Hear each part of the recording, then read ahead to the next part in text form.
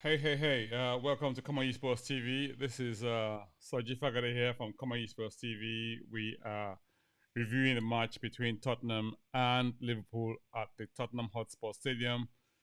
The match scoreline ended up Tottenham 1, Liverpool 2.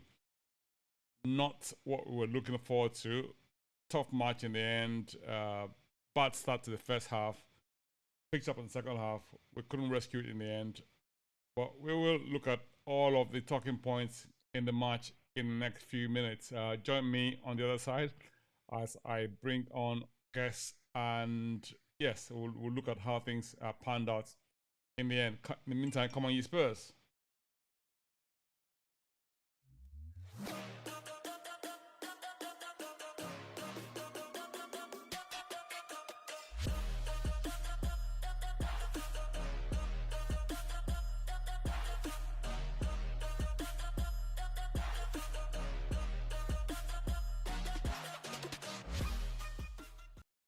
Welcome.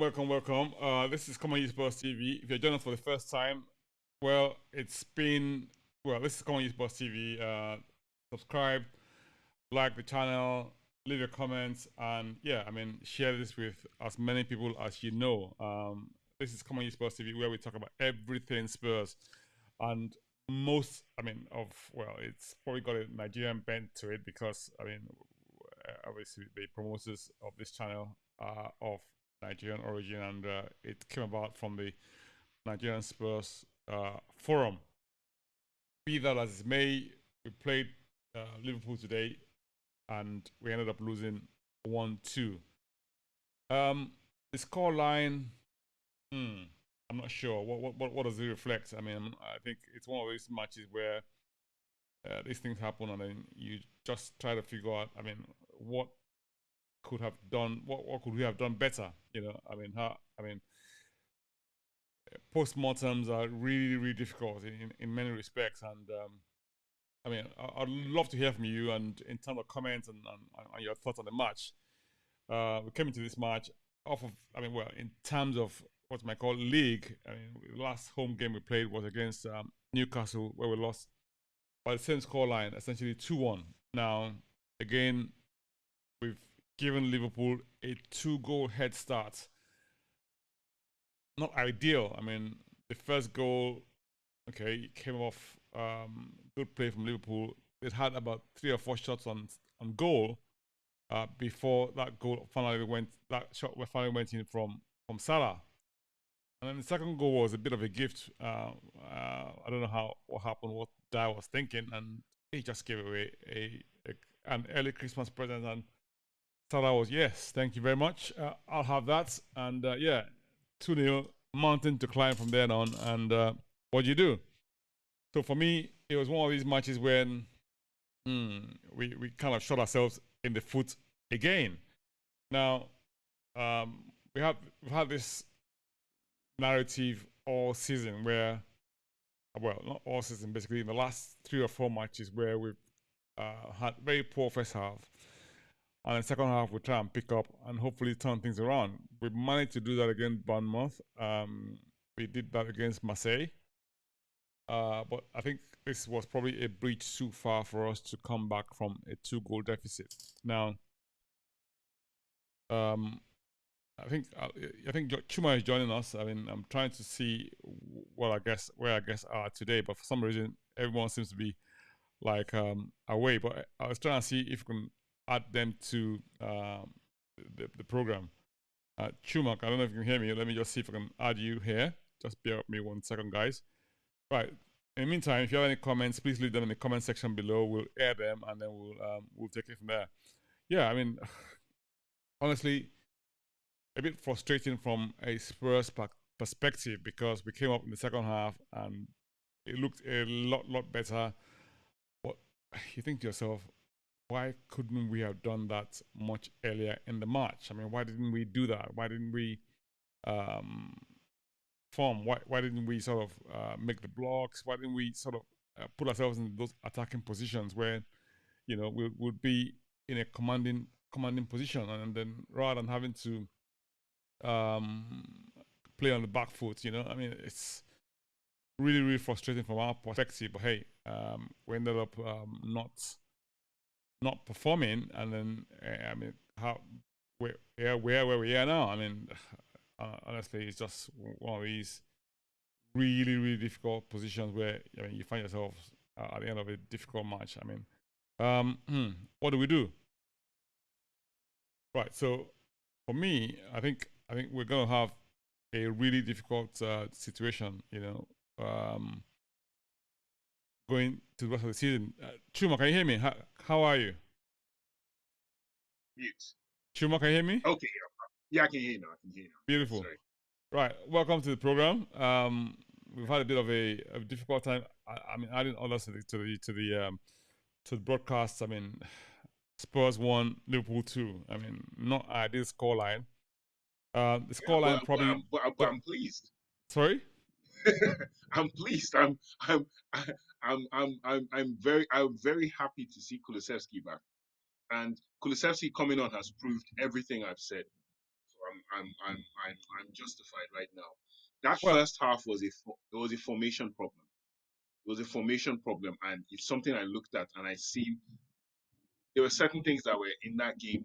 So I'll start with Dyer playing right centre back, right? So it works against smaller teams. But there was a reason Tottenham stopped playing Dyer in the back four. And that's because Dyer one on one, as with his name, is quite dire. Right? But when he plays when he plays the center of the three, it mimics what he used to be as a defensive midfielder under Pochettino. He brings the ball out, he sprays passes right and left. He's protected by the two guys on the side who are better defenders, better blockers of the ball. But now playing right centre back, and here's the ironic thing that a lot of people wouldn't look at. Playing right centre back against like top opposition is very hard for him. When they come at him, he's good at bringing the ball forward though. But when they come at him, it's harder. But then Clement Longley is actually a better central centre back than Dyer. He has more of a footballing brain than Dyer. Like right now, I can honestly tell you that that guy is better at central centre back than Dyer is. His passes are better. He actually has more intelligence because he's a continental player. But Dyer goes back there and it works. Longley can't play right because he's so left footed and everything else out of sorts there. So that's the first problem. And then Ryan Sessegnon is a problem as well. Sessegnon has this thing where Sessegnon isn't instinctive. He's not an instinctive left back. He doesn't like Sessegnon doesn't move. Sessegnon doesn't Can move you with hear the me? ball. Yes, can hear you, Fabi. right.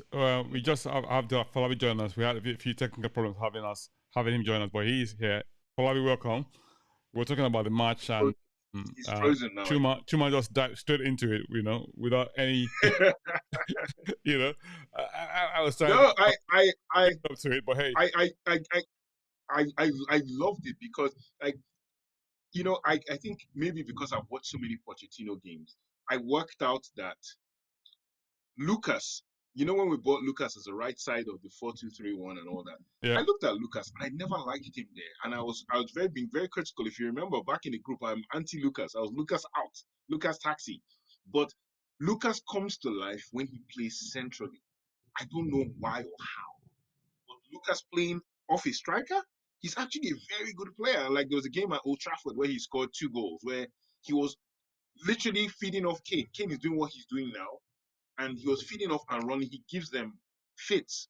So I thought Lucas would be the guy. If he was going to do 3-5-2 today, Lucas would be the guy. yeah. I But didn't think okay, Perisic. I never so thought I Perisic. think I think the problem for the coach was, hey, Kulusevski is coming back from injury, right? Difficult to start him, obviously, Yeah, given the match, 100%. and Moura actually picked up an injury from the previous match. So again, not, I mean, suspect in terms of starting from Yeah, from yeah, from from from from the get go. Now, from the coach's perspective, it's like a difficult situation that you're trying to manage. exactly, Now, exactly. so it's one of these very, very tough situations where, look, what do you do? do you let folks get started, and then when it gets started, what happens if, I mean, down the line they actually either they run out of steam? Exactly. They get injured more. Yeah, who do you bring on? Who do you bring on? So I think you're better off starting on a cautious note, and then hopefully yes, build into it, and then obviously add your reinforcements down the line. I mean, unfortunately, I we agree. didn't quite He manage didn't to. add them on time. Well, He didn't bring them on time. I would say on time. I would have done it at halftime.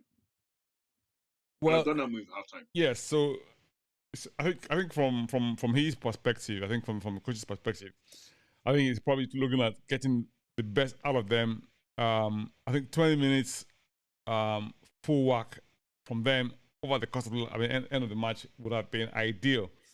Unfortunately, I mean, it didn't quite work out that way. I mean, Kulichowski came on and he made an immediate, And you saw it. you know, And you saw it. Yes. You know, within how many seconds? I mean, so like Mr. Gamble and I have been going back and forth. 58 seconds. Yeah. He was, I mean, making waves and and He's like already created assist. Yeah. creating an assist. And I In think to two myself, minutes, he's wow, assisted a goal. yeah. So I mean, It's he was probing forward. Yeah, it's not even like Mr. Gamble and I have been going back and forth. You know, the last week he said, "Oh, Kuli and all that stuff," and I was like, "Look, this boy is mustard. This boy is a player, and we all know he is. And it's unfortunate. Like, look, I can now raise my hands and say Antonio Conte is right. That 3-4-3 or 3-4-2-1 is the best system he can play for Tottenham for fans to be happy. Not 3-5-2. However, against big teams, he can bring this 3-5-2 in. And if he has the right personnel, what we had today was Tottenham beat themselves. We were not beaten by Liverpool. We beat ourselves. Individual mistakes cost those goals at the and start, the I'm first half. And if it had only been one goal, it would have been better. so my difficulty with that is this, right? It happens over and over again. I mean, we're having to situations whereby, I mean, individual errors are costing us crucial games. I mean, this is what I mean. First it was Session against Newcastle. Now it's Dyer against Liverpool. I mean, and then I don't know, Emerson and Sanchez against Bournemouth. Okay, granted that didn't result in us losing that match, but it was still a difficult situation for us to Yeah, yeah, deal with, yeah. and having to come back from behind. So if you play on the back foot, it always creates difficulties for us as a team. I mean, going forward. I mean, and for me, it's honestly so frustrating. Um, First half, I mean, Liverpool pretty much on top. I mean, the first few minutes we had like 4 shots on them. Nunes, I think, had about 3 attempts. Okay, all on target. I mean, Loris came to the rescue a few times, and then yeah, I mean, and then Salah obviously came out and scored that goal again from a Nunes assist in the box. I mean, swift turn and boom, it was at the back of the net. Um, I'm not sure how we could have done better in that first. You know, what do you think? Well, in terms of that first half, Yeah, um, Liverpool were always going to be they were always going to be front foot on us. And Nunes had a point to prove, and Salah is a big game player. And yeah, you were saying about the individual mistakes. I think like I think bits and bobs with the team in terms of everything is not working the way it should. yeah, As a Tottenham fan, you have to be realistic and say yes, that's the way forward. The real problem I've always had is the defense wouldn't be so back backward looking if it was the fact that that ball could stick up front with somebody. There has to be somebody that you give that ball to and you can trust that that guy can either run into a channel, play the ball into the channel, and to stick. The problem is as soon as you try to play a ball, maybe it's a long ball or something, Kane is swamped. They take it off him. They're back on us again. And the more you keep getting that, the more defensive you are. You need more players. You need players that can hold the ball. You need a wing back in Session. Session's first move is always very conservative as a wing back. You know, Yeah. he's still learning the game, whatever. But I've watched him. Like I've seen wing backs that move. You look at people like Cancelo and the rest of them. When they get that ball, they are running at their guy. You know, but Sessegnon checks. He always checks. But then when he gets into those great positions, he's very good at running into good positions, but not with the ball. Okay. So we And go one goal. yeah, We go one goal down, and yeah, then we think, okay, fine. How do we rescue this? We start with Perisic playing off Kane in the yeah, attack, which it's what you might call had some chances. an unusual formation for us. But obviously, given where our resources are at the moment in terms of personnel, probably the best option to deploy. I mean, some will say, why don't you start Lucas or start Hill in that position up front? For me, I think Hill will have been a bridge too far, given the fact that we're playing against Liverpool. Liverpool, I mean, not to be toyed with or trifled with, you know. I mean, so I mean, it would have been like men against boys, if you like. I mean, if you had Hill in there, that's my perspective. So I think again, Conte's perspective as well. So he probably just thought, look, let's just go with experience and contain stuff, and then hopefully next second half we can try to bring on Kulu or Lucas, you know, and see how things pan out.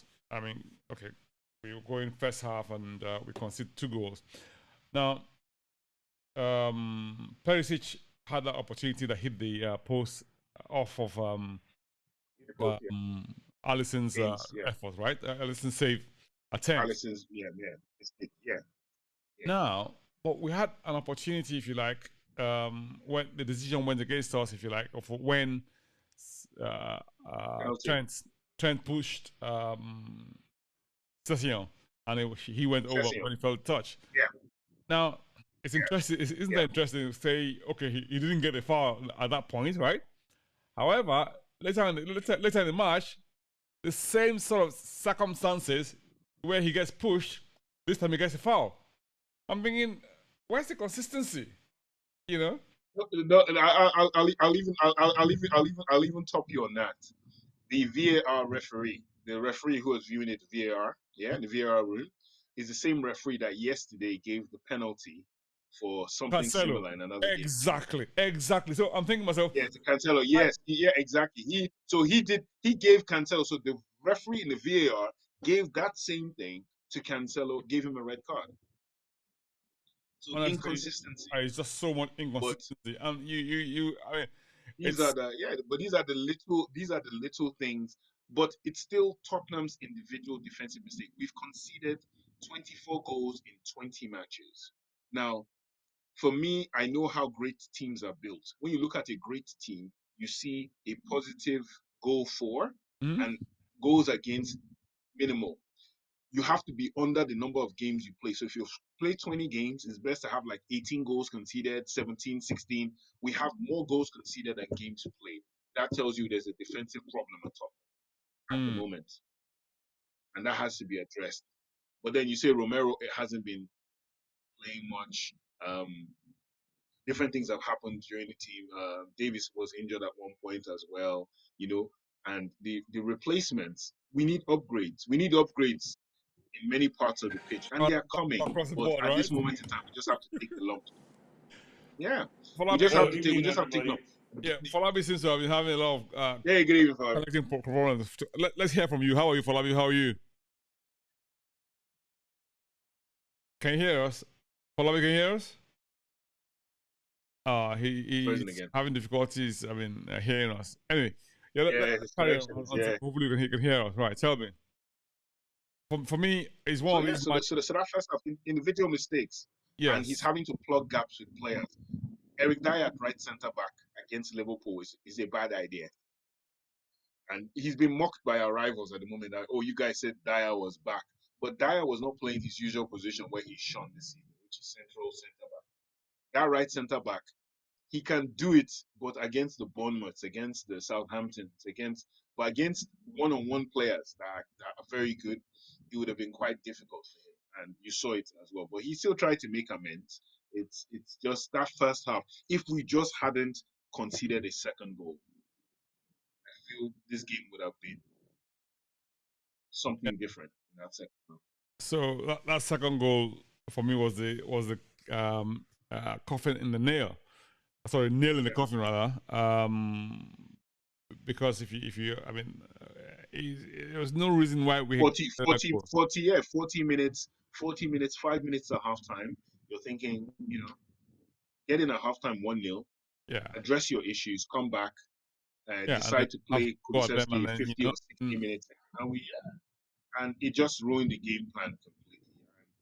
The it fans booed it them totally going in halftime. totally did. I mean, and it's one of these when you look at it and think, how did we get into that position? I mean, how did we even begin to have where we're a couple of goals behind when it was totally avoidable? I mean, it's totally avoidable. And I mean, I know that people have been on Daz's back in the past, but I think this season he's done really well. He's sort of steadied himself, and he's sort of had a reasonably good start to the season. Apart from the last couple of games where he's been a little bit shaky, and Yeah, not yeah, sure where that shakiness came from. Is it from the change of position that he's playing, or the fact that he's playing with different people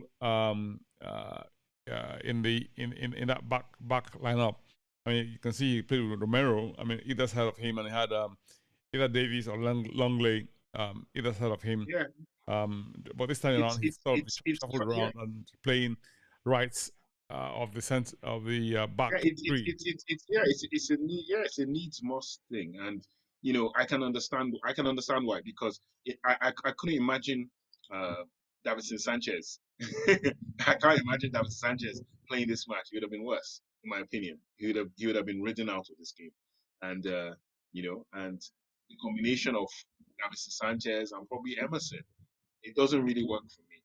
So if you're going to have anybody, Dyer's movement forward is very good with the ball. He helped Emerson a lot as well. So but it was an individual mistake. Dyer has to hold his hands up and say, "Look, I caused this," you know. And yeah, the first half was not pretty, but it wasn't. I wouldn't say it was bad as I actually saw Bissouma do quite a few things that I liked. He really mopped up quite well in that first half. Yeah, He tried to move the he ball really did. quickly to But, Hoiberg, and but yeah, today, he, Hoiberg and there were positives from this match. yeah, but they, Bentancur were good. yeah, they were good. But Hoiberg and Bentancur didn't seem to hit the highs that they hit in the previous matches we had against Marseille and Bournemouth. I mean, even though It's I think no, sorry, I was going to say that it really comes down to the fact that we are missing last year. Everyone's comparing us to last year where we just had one match. yeah. We just had one match a week, and we could prepare for a week for Liverpool down to a Mhm. T. Now we literally had to pull off this miracle in Marseille and then come back. They had 2 days off, come back, train for Liverpool, and it's like, people might say, well, you have professional players, but that Liverpool team is 6 years in construction as well. So I'm not making excuses for the Spurs side, but that's 6 years of coaching, 6 years of plugging his own gaps and getting replacement players. He didn't have Matip. He has Konate. He has quality. We took off. Romero's not there. We had to shuffle Dyer across. There's so many things there, but yeah, it just the intensity wasn't there in the first half in midfield. Bissouma tried. Those other two guys, they played well. They just didn't, press enough. They didn't move to the ball as quickly. Something is off with regards to that first half. This first half business. I don't know what it is. But with Kulusevski coming back, I think we might see it. I think it's because I keep saying it's because the forwards don't hold that ball. They can't come deep and get the ball and hold it. Create some kind of rhythm. Let's hear from Folabi. I know it's been really difficult having him on today because of It's, it, it, problems. I mean, it's probably in the he's parts of the world frozen again. that connection is a little bit difficult. Folabi, how are you? Oh, we He's can't. frozen again. It's frozen again. Oh wow. Okay. Anyway, let's carry on. I mean, we'll try and have him back as soon as we possibly can. But so for now, for me, so this narrative of Conte needing at least 3 seasons, right? So 3 windows to He get. doesn't need he doesn't need three. He doesn't need three. But he said three to create his Yeah, to mind game. manage He doesn't need expectations, three. presumably, right? Yeah. He doesn't need three. Yeah. He doesn't need So three. for me, But it's just to manage. I think it's a case of what am I call a series of unfortunate circumstances, and every team over the course of the season, depending on the depth of the squad and the personnel that they've got as backup, will face the same sort of situation whereby, okay, of our front three, we've got Son, Richarlison injured all at the same time, and then we had Kulusevski again also injured as well. He's only just come back, which is, I mean, a bit of a lucky break for us in a sense. But we've also had Lucas Moura also injured in this same period. So even the backups have injuries as well. And I'm not making any excuses because each team, you have to manage your squad as best as you possibly can to put yourself in a position whereby you actually win games, you know. And it's up to you as a manager to deploy your tactics in a way that ensure that you get the result that you seek in whatever situation you find yourself. Now, for me, I'm not making any excuses for Conte here. I know I've seen a lot of people who have tried to slate him and say, look, why didn't you start Hill? Why didn't you start Mora? Why did you not start Kulusevski? You know, we had a formation, and then having Pulisic in front alongside Kane was the wrong decision. You know, all sorts of comments indicating that obviously the loss today was as a result of A, formation, B, application on part of the players, and 3, just lack of concentration as well. You know, so I guess it's a combination of all three in a perverse sort of way. But I actually thought okay, we were under a bit of pressure in the first half, but we did also have opportunities as well to either pull one back or equalize, you know, and go into the halftime, going into halftime with a 1-1 scoreline. Unfortunately, I mean, we had that mind-bending moment where the ball was given away, and you know, Salah had a free shot on goal, and then before you know it, it's 2-0. Second half, Chuma, it's like a totally different transformed team. You know, we come out and almost like Liverpool were not in the match at all. You know, so I'm thinking to myself, why couldn't we have played with the same level of intensity, right, that we did? That we're now demonstrating in the second half. In the first half, do you see where I'm coming from? No, but I've already said what I think it is, and I think it's, and everybody I've said it to thinks I'm crazy, but I'm telling them it's about forward play. It's about forward play. Yep. If in the first 20 minutes you can get into your opponent's box 3-4 times, they'll be very cautious about how they attack you. Absolutely. But if you don't get into their box 3-4 times, you're on the back foot. So that's the difference between a front foot and a back foot playing team. If you recall the game against Villa last season where we won 4-0, Villa played very good stuff. But what happened? Tottenham were in their box 3-4 times in the first 15 minutes. But Villa were tapping the ball all around. But we were in there, so they had to be cautious as to what's going on because our forwards would kill you. You know, it's a two-way thing. Midfield is bypassed. We have good forwards, we defend well. But where you don't have good forwards, or where your forward play is limited, you know, someone said on the group that they had sussed Kane out, that Kane dropping deep teams. No, I said no. It's because who he's playing the ball to has changed. If Kulusevski is on one side, Son on the other, and Kane drops deep, they will kill you. But unfortunately, he doesn't have that. He didn't even have the. Richarlison can't even play those wide positions as well as Son and Kulusevski, but he does a very good job. And then he can still play as Kane. But unfortunately, we don't have, loss of Kulusevski, I personally believe has cost Spurs a lot. Spurs should have had a second Kulusevski. That would have been an excellent way to have ended the summer transfer window. They've gotten a Malinovsky, they've gotten a Zaniolo. Any of those guys would have been perfect coming to the Tottenham side. And then if we had the problem of Kulusevski going, the creative 10 would still be there, and then you could mix and match. But we didn't have that. And every single time, as soon as we start a game, they know, because they know we go side, side, side, because we can't play to anybody forward. You lose the ball and they're on you. But yeah, it's the second half transformed side, the midfield moving up. We battered them in the second half. We battered them. I don't care how the narrative is going now that, oh yeah, no, we battered them in that second half. It was unbelievable. They're a poor side. We hit the bar. Had very close opportunity to score. Kane ruled offside. Bentancur header.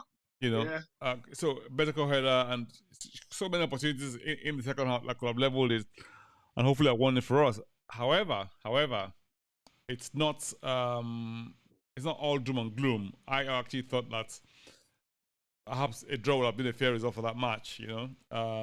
Apart from the fact that, okay, we gave away a few presents, but I mean, maybe perhaps if we didn't give away those presents, we could come away with a win, or in the very worst case scenario, a draw. So I thought the performance was quite good. Bissouma did quite well in my view. Bentancur played really, really well, and when Kulusevski came on, instant impact. But someone said something right, that instantly.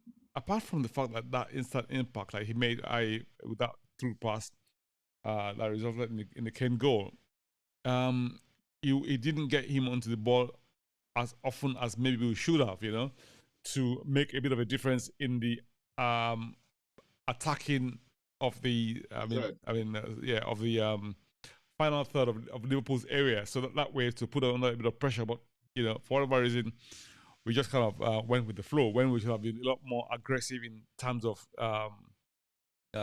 attacking intent and basically putting them on the back foot. What do you agree? Well, I wouldn't disagree that I think he's such an important creative element that he's quite capable of doing something out of the ordinary. He tried to whip in a couple of crosses as well, and I think even in his youthfulness, was his movement allowed. Doherty came on as well, and Doherty took up very good positions. Doherty was involved in Dyer, Doherty, and Kulusevski were involved in the goal, and that whole right side was transformed with those substitutions. The argument was, should the substitutions have happened at halftime? That's hindsight now, but you could see the difference when Doherty and Kulusevski came on. I know. Doherty took up some good positions as well, and he forced that ball forward. Kulusevski now checked back and played that slide pass to Kane. Kane took it for that. It was almost similar to the goal he scored last year as well, where Ndombele put him through. It was the same angle, and he beat Alisson second time same way. He didn't even look up. He knew where that goal was, and I appreciated that goal so much. And I felt this is what this guy has been missing. He needs to be fed. All this drop back, Kane as a number 10, I love that. But if Kane has the same opportunities as a Haaland, Kane will tuck away 90% as well. But he needs a Kulusevski on both sides. And unfortunately, he didn't have. But we tried. We really did. I think they were trying to do a variety of different things. They were trying to take advantage of Perisic and his crossing, a lot of things. So, I just felt, certain things just, it could have been a draw. It could have been a draw. It would have been nice to have a draw. Yeah. Even with this loss, I think I personally believe the sting of this loss might change things. I don't know why. I feel it in my heart that watching Kulusevski come back, watching us play the way we did, I said something is going to change today. These guys are going to get, and because the Liverpool side that beat us, and these guys are not flying high. This isn't flying high Liverpool. This is a Liverpool that were gettable. And, and my uncle on my family group is now happy. As a Liverpool fan, he hasn't opened his mouth in months. This is it. And when you get it like that, and obviously you also have the other bonus of the early Christmas presents we're giving away. It looks like we're in the mood for being generous, Tottenham. And honestly, I disappointed that we didn't come up with a win or even with any point in the end. I would say a bit unfortunate in that respect. But that's football. Sometimes you win, sometimes you lose. And unfortunately, today we were on the back of a few contentious decisions, if you like. I mean, that felt could have gone our way. I mean, in all other circumstances, but hey, we didn't quite come up with those decisions. Maybe that would have changed the course of the game at the time that those incidents occurred in the match. But having said that, though, I actually think that we're beginning to build a good balance in the squad.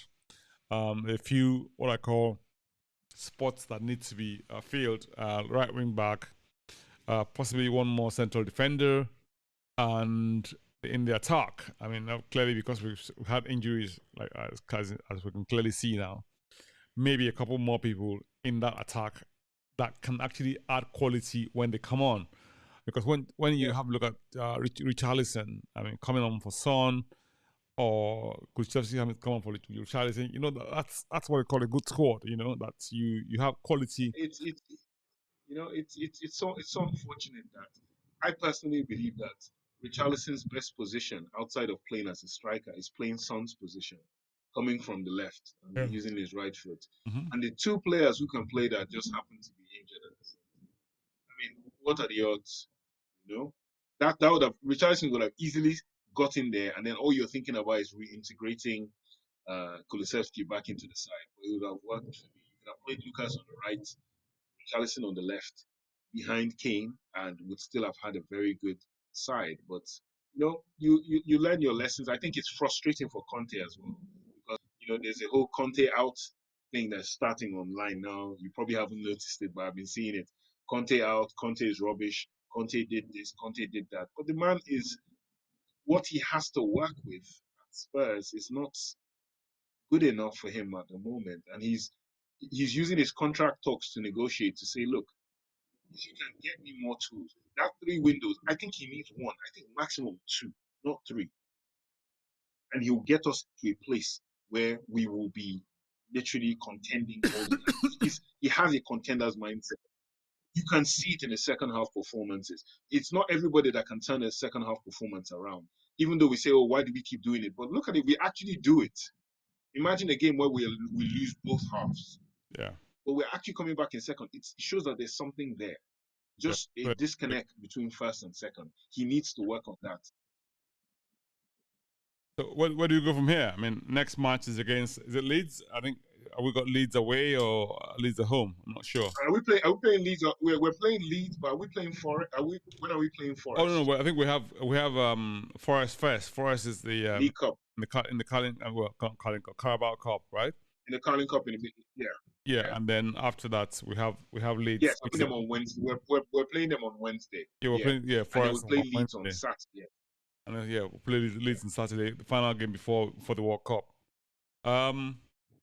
I think where do we even go? I mean, we have Leeds. Leeds are playing really energetic football at the moment. I mean, they had a sort of bad spell.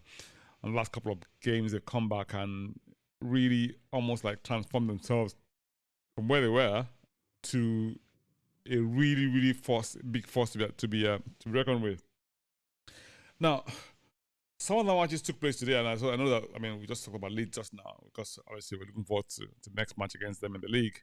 But I mean, Unai Emery came back into the Premier League, taking over from Steven Gerrard at Villa, and came away with a 4-1 victory against Man United, and that was a flattering scoreline, according to reports. For those who saw that match, did you see the match at all? No, I didn't. I just saw the scoreline, but even after seeing the scoreline, I knew that it was it's a new manager bounce, and once again he kept it simple. He didn't try to do any. He understood what Ten Hag was going to do, and he just played his team's advantages, and he got the score. So that was interesting. I think more the threat is Newcastle. Newcastle won 4-1 at Southampton. Yeah, so they've gone above us, and we've gone a little bit behind. Again, like I said to someone earlier on, this is a marathon, not a sprint. You know, you're gonna have situation whereby we're going to sort of have setbacks, and this is one of those times in the season when you have a bad patch, manage a bad patch, and don't make it too bad. Having said that, I mean, Arsenal, seem to be doing really well. Went to Chelsea today. It's a Leicester. It's a Leicester. I've conceded. I'm sorry to say that as a Spurs fan, and other Spurs fans are watching. My apologies, but this reminds me of Leicester. Leicester, Yeah. yeah. You think they're going to slip That's up it. and then they come with a result? I mean, today at They Chelsea, keep they winning, came yeah. So every one single nil. time I expected Leicester to, yeah, to go, yeah. Chelsea inexplicably played very poorly today. Yeah, Chelsea fans are livid, you know. But Arsenal did what they had to do. Arsenal had like 14 shots on goal and stuff like that. So it's like